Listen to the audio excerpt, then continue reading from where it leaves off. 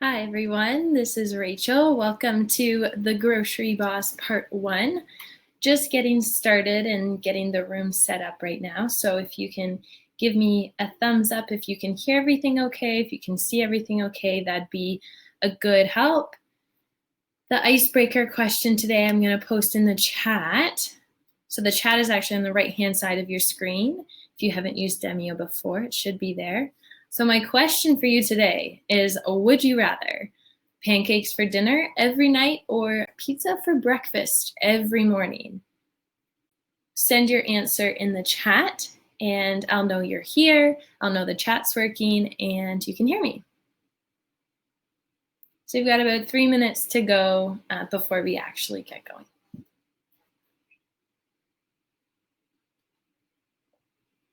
Carl's got pizza every morning. Why pizza, Carl? You have a reason or it's just your favorite?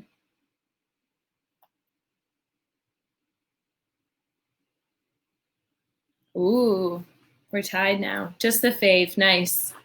Florin, reason why you like pancakes best?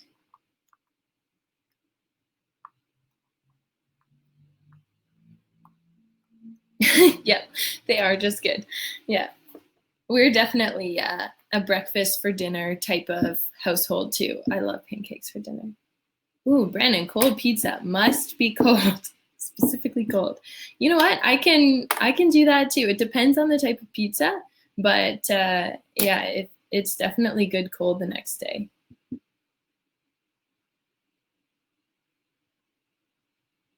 So where's everybody from? I'm in Kingston right now. It's super hot here. Oh, Carl, yeah, 3 a.m. pizza. Quebec, nice, welcome. Cold Lake, Edmonton, cool. You guys have a bit of a heat wave too, or are you feeling good out there?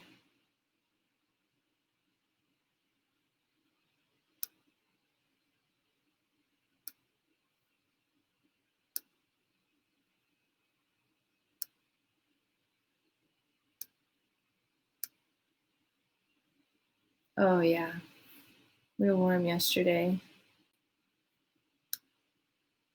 Well, that's good. I'm just going through, so I'm kind of going to be focused on the chat for a second here, just allowing everyone's webcams and microphones as well. Doesn't mean they're going to turn on for you. It just means that if you wish at some point during this webinar, as we're sharing strategies, you can turn on your microphone or your webcam if you'd like to. It's automatically going to be off, so don't worry about that. Another reason for pancakes, it is the boss of the morning, for sure. I like how you put that. Pancakes win. So before we get started, I'm just curious, what inspired you to sign up for today's webinar? What are you looking forward to learning how to be a grocery boss? Anything in particular?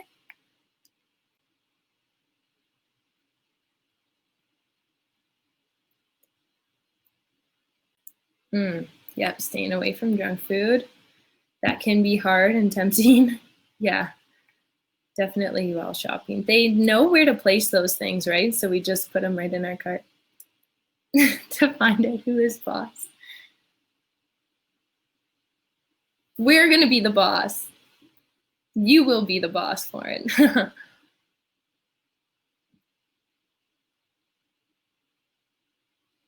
Awesome. So it's 2 o'clock now. We'll get started. Thanks everybody for joining me today. This will be a really great webinar, especially for people who are normally stressed out when you go to the grocery store.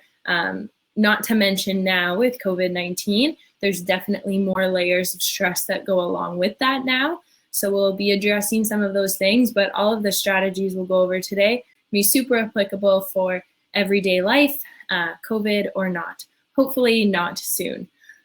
What's great too about learning some of these habits while our routines are kind of flipped upside down, it's a bit of a silver lining, is that our routines are different. So a lot of the time people might recommend you change some habits while you're on vacation or while you're at somebody else's house. That way, you're not triggered by the same habits or routines as normal. It can be harder to break that normal routine when you're in a regular environment. So this could be a prime opportunity to start to shift some of those habits and create better time management and planning when it comes to the grocery store. So again, my name is Rachel, and I'm a health promotion specialist at CFB Kingston. So before we get started, I'd just like to mention that this webinar is the property of the Department of National Defense, so no recording or reproduction of this webinar is permitted. However, I will be able to provide you a link where you can find this recorded webinar later if you'd like to share with other people or just review it yourself for some of the tips we talk about. Any of the content that Health Promotion provides nationally across Canada is created by subject matter experts through the Directorate Force of Health Protection. So you do have consistent information all across bases, whether we're on webinars like this or if we're in courses in classrooms as usual. Some of the topics we'll discuss today may not be great for children, and that's a general caution that we put out in the webinars, that the content is made for 18 and over. This is a nutritional wellness webinar, so we're not really going to get into anything that's sensitive. Just be aware if there are any children around. Please understand that people's stories are theirs alone to tell, and anything that's shared by participants in the webinar is theirs. So keep that there. It's kind of like Vegas rule, right? What stays in the chat, or what's said in the chat stays in the chat. And be respectful of other people's experiences and comments. So the webinar is being recorded, as I mentioned. It will be available later on for viewing. Active participation is definitely encouraged. That can be done through the chat, as well as I said, the webinar and the microphone and the web camera is activated. So if you would like, you can kind of hover at the bottom of your screen. You'll see a microphone and a web camera, which you can turn on to participate at any point. Just give me a little note in the chat that you'd like to turn your camera on, then I can pause, let you participate, and we can move on like that. Otherwise, it will just be me on the web camera today. Other than that, we'll get started with the content today. And the first thing I'd like to know is who we have in the room with us, the virtual room today. So I'm going to send a poll in just a moment. Again, it'll show up on the right-hand side. And we're just looking to see what your affiliation is with the CAF community. Are you a serving member, veteran, family member, civilian employee, or other? And any of these results, they're completely anonymous, just so you know. Anyone who is watching this recorded at a later date, you won't be seeing the answers of polls and chat information, but I'll be sure to read them out just so you know what's going on as well. Great, so we have 43% serving member, 14% veteran, 14% civilian employee, and 29% other. Awesome, glad to have everybody here.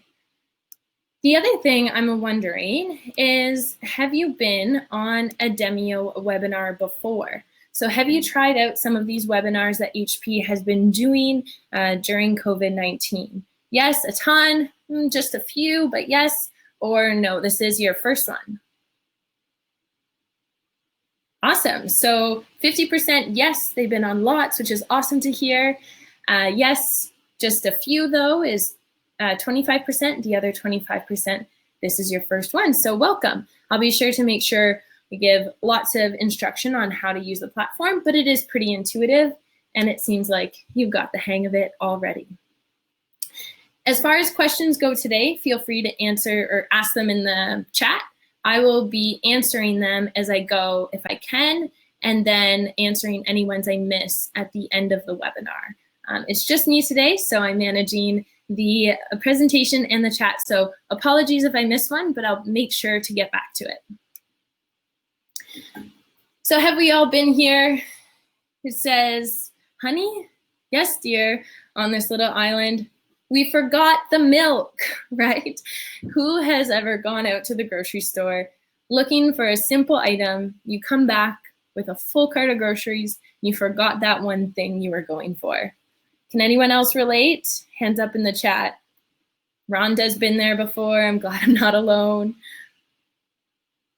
Very relatable, right? For sure, says Carl. So we're going to give some strategies today that can help you master the grocery store and be able to maximize your time, which is very, very valuable, as well as your money. Again, obviously valuable. So the Canada Food Guide is really going to be the foundation for menu planning. We want to keep this in mind when we're even thinking about the grocery store or purchasing food. This image should be easy to remember and easy to visualize. Does everyone remember the old Canadian Food Guide? It had the rainbow, we had the serving sizes, all of that. It was a pretty substantial document. What is different from the old school, yeah, right? The old school version as opposed to this new revamped version of the Canadian Food Guide? What do you notice is different? You can send in your answers in the chat, or you can ask to have your camera turned on too. What year was the old food guide? So that was 2 years ago. It was not in use anymore, but it had been in place for a very long time. Yes, definitely more veggies and fruits. So it's easier to visualize here just how much of the proportion of your plate should be veggies and fruits. Rather than serving sizes, it's based on proportion. So half your plate, veg and fruit. Lauren, yes, a lot of water. So water is the drink of choice rather than having juice as that option for a serving of fruit. We're really focusing on consuming more water. Yes, so that plate visual is so good. Like Patricia said, we're using that instead of serving sizes. So it's so easy to visualize and it's really easy to put in place. Grains have been demoted a bit. Yeah, so it's a quarter of our plate and the wording is really specific. So we're focusing on whole grain foods. That has the most fiber and is truly the healthiest for our digestive system. Jess says protein isn't just meat. Correct. There's a lot of other things in that protein quarter of the plate, which could be meat, and it could be alternatives such as tofu, beans. You see yogurt in there, so there's a bit of dairy that's now incorporated into protein foods. So really interesting to see those things.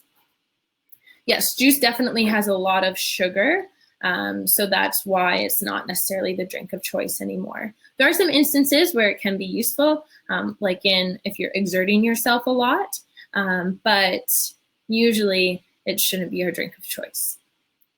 Rhonda, there is actually a little bit of dairy, so that's incorporated in the protein foods, but you're right, there's not a full dairy category.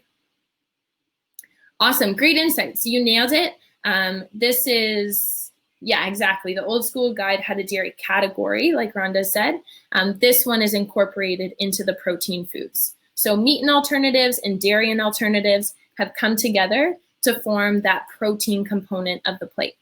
Awesome. So hopefully this is a good foundation to think of our plate as those quadrants, half being fruit, veg and fruit, quarter protein foods, and a quarter of whole grains. Really simple way to plan out our plate and plan out our shopping at the grocery store. So the 4 ways to win we're going to talk about over this 2-part series includes creating a menu board, so planning for your meals throughout the week, doing an appropriate pantry stock, so making sure we have those basic items, those necessities you'll need to create pretty much any recipe that you would like to. And then on Thursday, we'll focus on creating a foolproof list to take to the grocery store with you, how to navigate that grocery store really efficiently, avoiding that junk food like we had mentioned earlier. And then finally, how to store that food once you get home so that it stays fresh and you prevent it from spoiling as well, saving again time from going back to the grocery store, as well as money from losing that food. So again, you can notice 3 of those tips are actually before we even get to the grocery store. So most of the things you can do to win at the grocery store happens beforehand, and that's going to be key to remember as well. So let's get started. I'm going to stop sharing this slideshow because from here it's mostly a demo. I'm curious, as we begin with the menu board, how many of you have actually use a menu planner? Does anyone do that right now? And if so, what do you use? Is it a board? Is it on your phone? Is it just a regular notebook list? How do you regularly meal plan?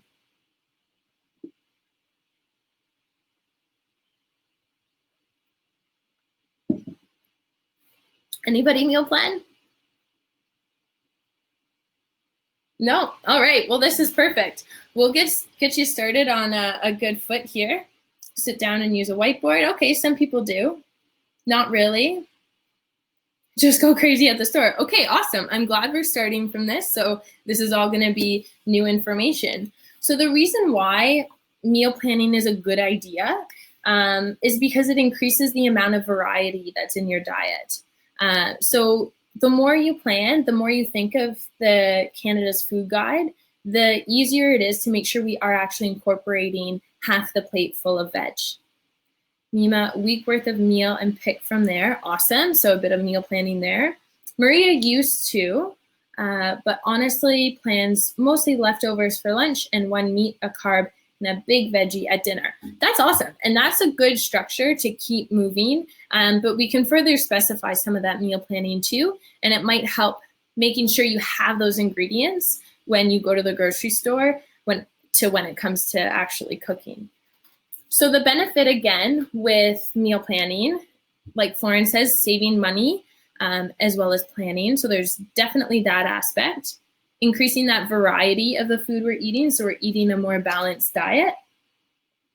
It also, there's a study from France with about 40,000 people, and people who had a very structured meal plan actually felt that they were more in control of their meals and their shopping, so that they were better able to execute some of that. They also felt like they had a more positive attitude around food. And that's really interesting because we can see that then we're reducing the stress that might be around meals, grocery shopping, and all of those sorts of things. And we're starting to build more of that enjoyment of food and a really healthy relationship with it. It also increases your accountability, right? So this is the plan. You're more likely to follow it when it's visible and you've written it down rather than keeping it in your head. And again, just kind of going crazy once you go to the grocery store. Marie says it's the veggie mastery. Hate wasting food and it's hard to judge how much to use at a meal. Don't like day-old veggies. 100%. Definitely when it comes to flavor and veggies, that can be the toughest thing to manage. Hopefully some of these tips will help with menu planning, but for sure tune in next week because I'll have some tips on how to keep that fresh food fresher for longer. And frozen vegetables, things like that could be an option as well as something to add in quickly, especially as stocks start getting low.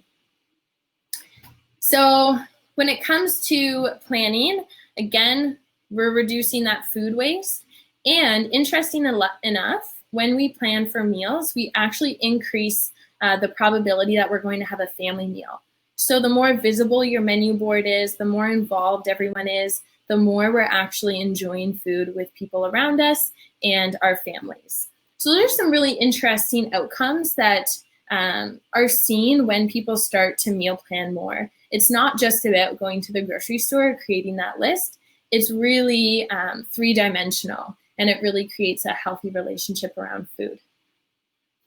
All right, so 3 things to remember if you're creating a menu board, and I'd encourage you to tonight or tomorrow to take action and try to create your own menu board. Make it fun, right? So it has to be fun in order to use it and to remember to use it, in order to attract you to it, right? So make sure it's fun, attractive, and positive. Second tip is make sure it's visible. Now you might think, oh, a menu board, I'm going to put it in the kitchen. That just makes sense. But if you really think about it, is the kitchen where you do your meal planning? If so, that's a great spot. If you actually think, you know what, I meal plan more in my office or more on the couch, right? So having a menu board or a meal planner near where you actually make those plans or think about dinners is going to make it more visible and usable for you. So then the third tip then is making it usable. So if it requires a whiteboard marker, a chalk, anything like that, make sure that's readily available and maybe tied with a string so that you don't lose it. You want to make sure that you will actually use the menu board. So the first example I have is this guy. So this is actually a picture frame from the dollar store. Really simple, really cheap. I took the back off, put craft paper in the frame where the picture would go. I use circles because I like circles. I don't know, I'm more of an abstract person, but you can make it a chart. You can keep it all white, really easy. But then you can just use a regular expo marker and write your meal on it. You can rub them off really easy. It's a really good material for making a menu board. Other bonus is you can easily hang it on a wall, so you can really put it anywhere. And if you're making one of these with the picture frame, make sure you have a little section where you can put your grocery list too. So this helps keep a tally as you go and as you notice things are low stock, and then it will help you make your official grocery list later on. Has anyone seen anything like this before using a picture frame?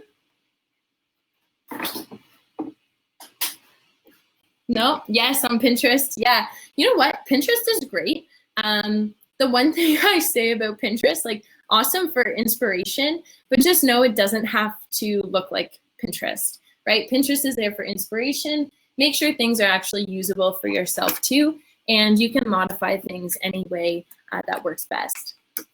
So I really like using that menu planner. What I always have next to it, again, to increase the usability of it, is my recipe book. So this isn't like a fancy recipe book that has 25 steps and is a Michelin star. These are just simple things that I've learned over time, or ways I like to cook certain things that can make making a meal a lot easier. So it also has all the ingredients I would need for each recipe, which helps menu planning and writing that grocery list. I also have some old Good Food Box recipes in here.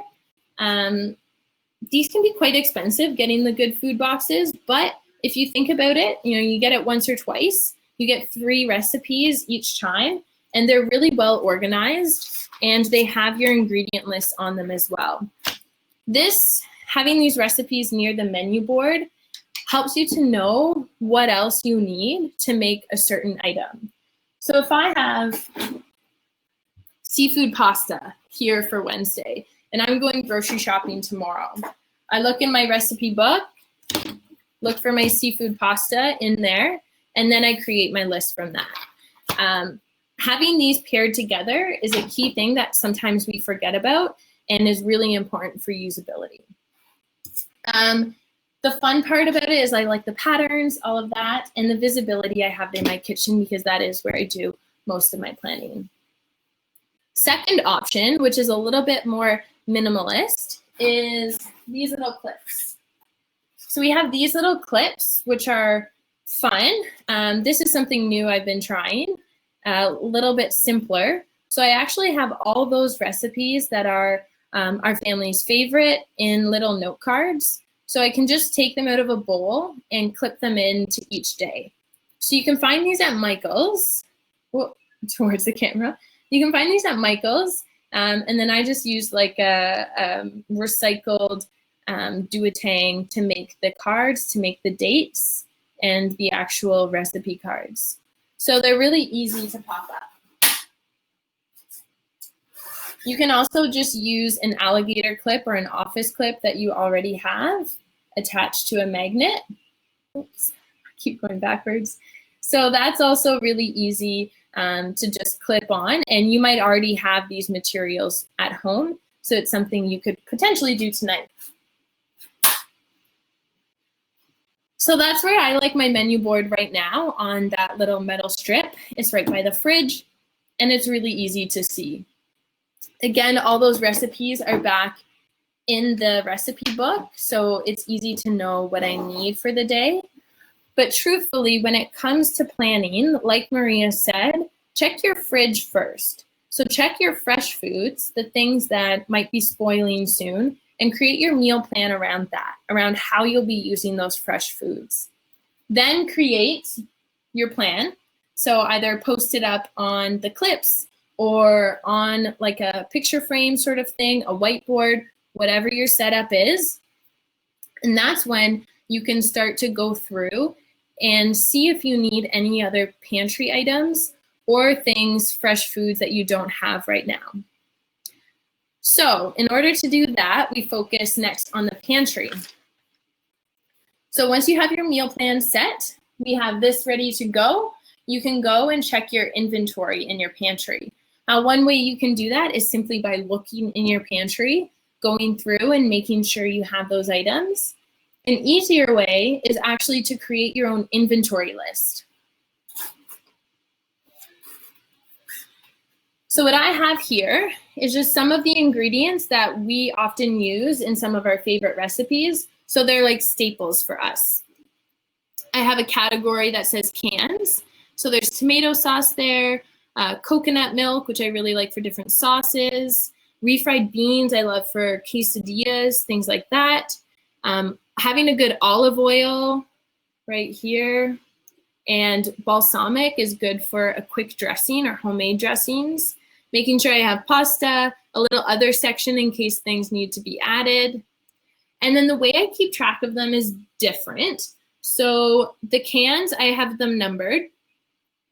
Again, just really simple, easy. Cans are easy to count and to visualize that way. And then for oils or flours, I'm playing with two different strategies. So the one is like a happy face code. Happy face, if there's lots, I don't need to buy anything else. Neutral face is like, I should probably think about stocking up, maybe this time or next time, depending on the budget. And then a sad face if, no, absolutely, I need to stock up on that this week. We don't have any or very, very little. You can also just use a check and X method for the same outcome. So check, yes, everything's good. Straight horizontal line, got to start thinking about stocking up, and an X for definitely need to stock up. So this makes checking your pantry a lot easier. Rather than rummaging through the back to see what you actually have, taking up a lot of time, you can just look at one sheet at a time. And then obviously update it once you get back from your grocery shop. Does anyone currently use any type of inventory strategy for their pantry, or is this a new skill as well?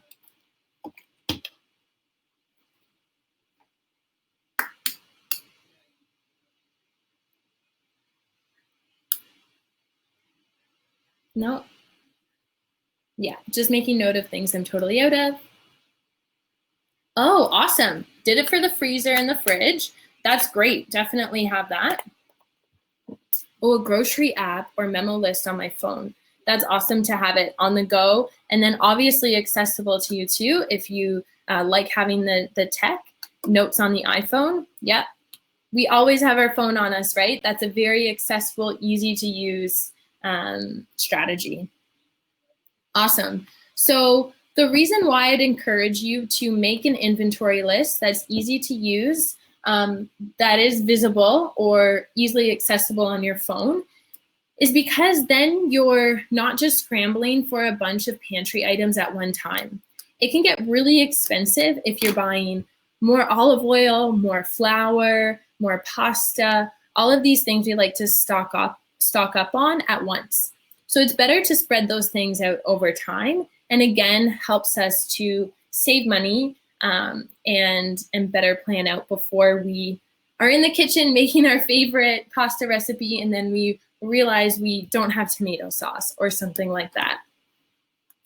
Florin uses recipes on phone. Awesome. Again, yeah, the phone is really great. The only thing I'd suggest with a phone is it's not always visible. So maybe pin it to your home screen or have a calendar reminder to double check your inventory list or to create your recipe list, something like that. What about pandemic hoarding? That was the thing that really hit me hard when I went to the grocery store, and the first couple weeks of COVID-19, seeing no flour on the shelves, that was pretty tough. Most grocery stores are okay now, but if I were you, like there truly isn't that much of a need to hoard any of our foods or to create a huge cellar where we're stockpiling food. But in general, you want to make sure you have about 2 to 3 weeks of food ready to go. So think about that. You don't need months and months of stores. And having that 2 weeks to 3 weeks is a good measure for having a decent pantry stock. Maria, it crosses off and I look below to see what I may need. I sometimes take a picture of a grocery list, so if I forget it, I still have a copy. That is a great hack. We're going to talk about that on Thursday for sure. I always forget my grocery list, so I always need to take a picture. And I'm guessing you mean the grocery app crosses it off. So that's good too. And we'll talk about that on Thursday, how to make sure we actually get everything that's on our grocery list. So that's awesome. A couple more things I want to mention when it comes to the pantry is, even though it's in the pantry and it's not refrigerated, doesn't mean that things can't go bad or rancid, especially if we don't use it very often. So some things you want to think about when you're storing your food. Maybe if you're using the same packaging that the food came in, you have like one of those bag sealers, like a chip clip, and then you're able to keep that fresh. You also want to store it in a dark place. That is fairly cool. That can be hard to do now, but darkness is key. If it's exposed to direct sunlight, a lot of grains or different dried goods can start to go a bit rancid, especially if you have something like flaxseed. Flaxseed is actually quite perishable. So try not to store it in your cupboard. Make sure you have it sealed in your fridge. Or if you don't use it within about 3 months, still put that in the freezer. So double check with some of your ingredients and make sure that they are stable in the pantry. Another option to keep things really fresh is to have a sealable container. So this, you press down and the container actually seals. So it's a good way to keep food fresh. You can also find that in some mason jar containers. So when it opens, it has this orange seal, and when you close it, it seals down nice and tight. Now I have clear jars, clear glass and clear plastic, because you want to be able to see in the jar in case any moisture is building up. You want to be able to notice that and then clean it out if you do see any moisture, so that things don't go moldy or bad on you without even realizing it. Again, saving that food waste and saving money. So those are some keys to keeping a well-stocked pantry. Doing that inventory list for sure, especially with some of those common items that you like to use in recipes. Keeping your food sealed and stored really well. And then finally, making sure it's organized. So it doesn't have to be, again, Pinterest style organized where everything is labeled and in a perfect spot and you have a massive walk-in pantry.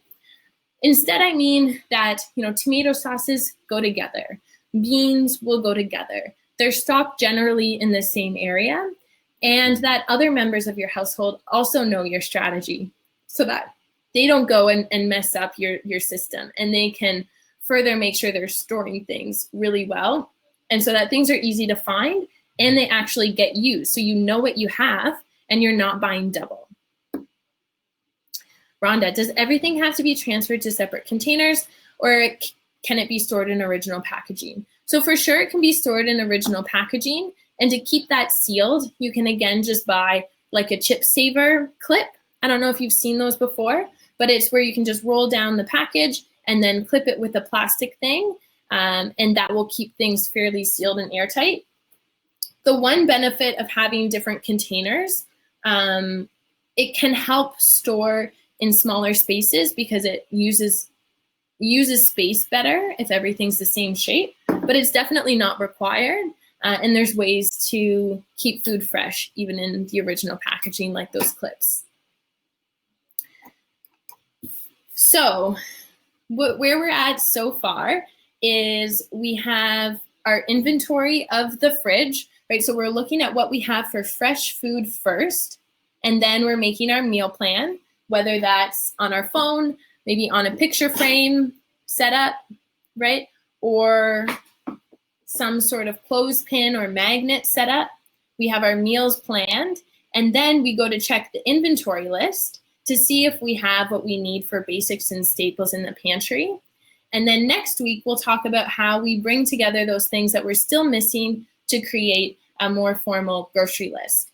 So we'll use that grocery list and then also talk about how to keep things stored super fresh in your fridge and how to use that crisper that's in your fridge too, that everyone is kind of confused as to how to use, especially that humidity slider. So when to use humidity or not in the fridge crisper. So be sure to come on back on Thursday so we can finish off part 2 of being the grocery boss. For next week, if anyone has made their menu board or their inventory list, I'd love for you to share it. So you can either be prepared to turn your camera on next week to show off your sweet menu boards or inventory lists, or you can email it to me. So I'm going to put my email in the chat here. So you can email me your pictures or your strategies, maybe other tips that you think I missed today, and then I can share it on Thursday and make sure everyone has the info that they need. I'm also going to share this Thursday, Jess. Yeah, sorry, I might have said next week, but I mean this coming Thursday is part 2. This is the link for the webinar. So again, 2 p.m. this Thursday, the 25th. So you can click that link right now and register if you haven't already, and then you'll get the appropriate reminders. Well, be sure that you don't miss it. And if you'd like to see any of the past webinars or you've missed some webinars that you'd like to rewatch, this is the link where you can find that library and you can find any of the past webinars that have already happened. So before I move into additional questions, I'd just like to send out a few final polls just in case anyone has to get going. So the first one is, I feel that I can apply this information to my everyday life. So do you feel like today with the information you got that you can apply this information? From strongly disagree to strongly agree. I'll just wait for everyone to send in their answer. Awesome, so we've got 67% agree or 70% agree and 30% strongly agree. The final poll is, how satisfied are you with the Demio platform? So the platform in particular that we've been sharing video on, chatting in and using polls, do you like it? How do you feel about it? So we've got 11% neither satisfied nor dissatisfied, 40% somewhat satisfied, and 50% extremely satisfied. Awesome, this is great feedback. Again, it's all anonymous, but it's definitely helpful for us planning in the future. So now I'll open the chat. If you have any additional questions related to menu planning or the pantry inventories, you can go ahead and ask them now, and I'll be on for the next 5 or 10 minutes to answer any questions. If you don't have any questions or you don't want to stay on to hear any of the additional questions, you're free to go. I hope you have a really great afternoon. See you later, Carl. You're welcome. Rhonda, do I have an inventory template to send out? I'll make sure that all those templates come out on Thursday. I'm going to have a package that puts all of these strategies in one. But truly, you can also just use like a tester inventory thing or Google it. You can just use a notebook page too, and that will work awesome. You're welcome, Florin. Mima, have a great day. We'll see you all on Thursday. Remember to register.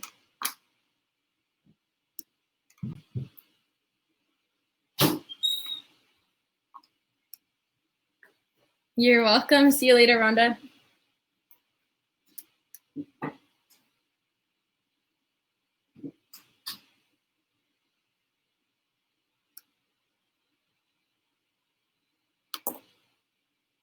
Yeah, Brandon, do you have a question?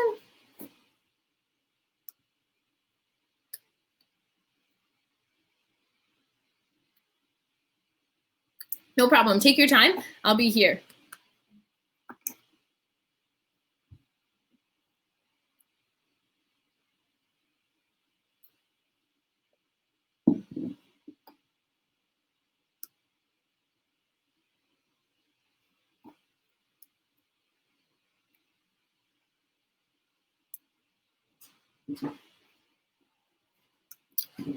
One second. Let's see. It won't let you.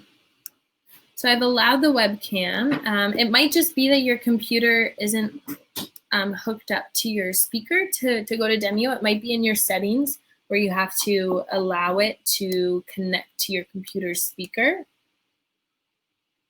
I don't know if that would help.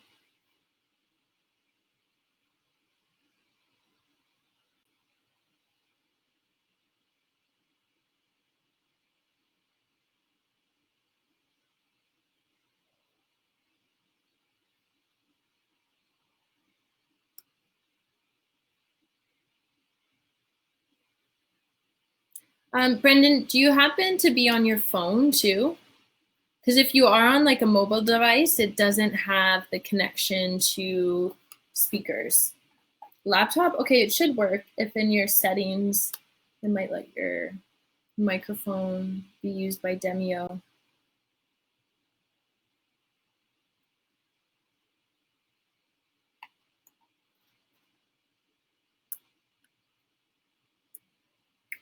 Right, because of work.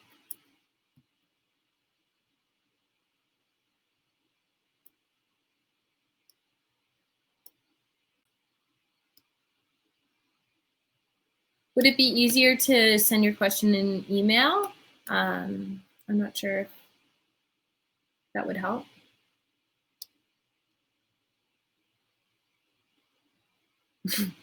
Okay, write your question down just to make sure you don't forget, but.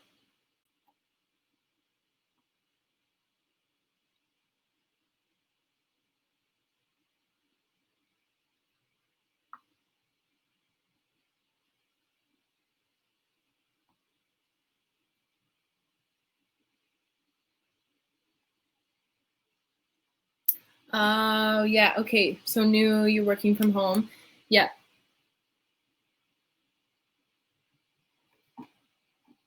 Yeah, no problem. Yeah, it can be really hard to start a position when you're working from home too, for sure.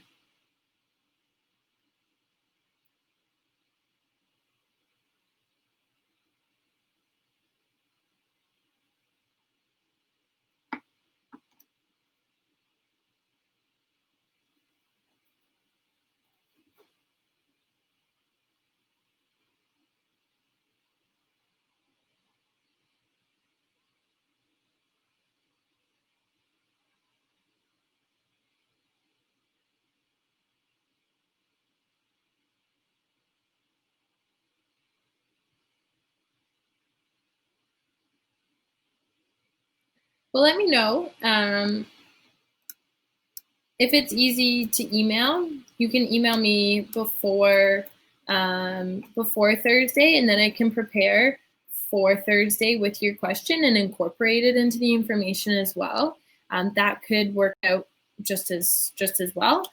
Before Thursday, make sure in your computer settings that you've allowed Demio to access your web camera, or sorry, your microphone. That could help. And just make sure that you're on your same laptop, and don't use a phone because it won't work if you have a mobile device. If you have any other questions or concerns before Thursday too, just go ahead and email me.